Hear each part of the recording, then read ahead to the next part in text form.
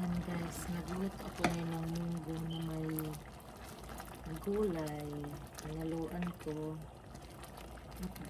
Hindi ko lang naipakita kung ano yung sinahog ko dito. Alam nyo guys, sitsaron na isda. So nung tinikman ko, ang yummy. Kasi yun lang pong available ko dito na pang sahog.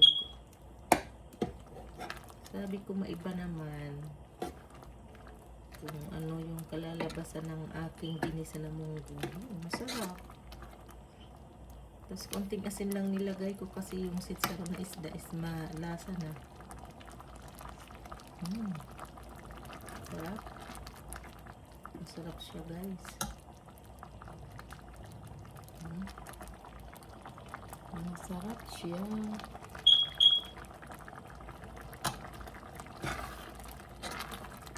Luluto ko na lang yung dahon. Hindi ko na po naipakita yung pag-isa. Naalala ko po na i-video, i-vlog itong luto ko. Subukan nyo guys, pag wala kayong karne, subukan nyo magsahog ng crackers. Fish crackers. Masarap. Yan po ang hinalo ko dito, yung isinahog ko. Hindi ko lang naipakita hindi ko naalala pala na video yung Tapos wala pa akong sibuyas. Ang ginamit ko guys yung powder na sibuyas, pero may bawang. Malinamnam naman, konting asin. Nagad lang ako ng konting asin.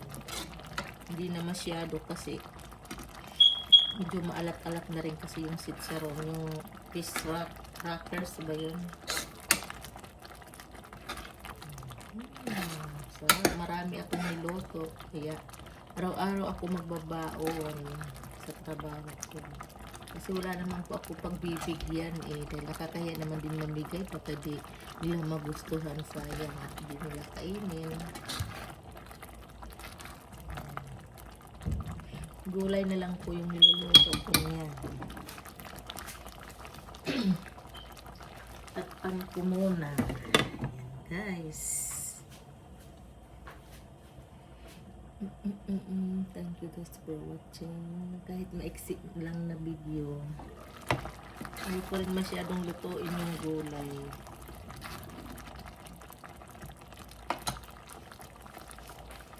Ayaw ko yung lutong-luto yung gulay guys. Gusto ko yung ma-crunchy pa. Mamaya natin.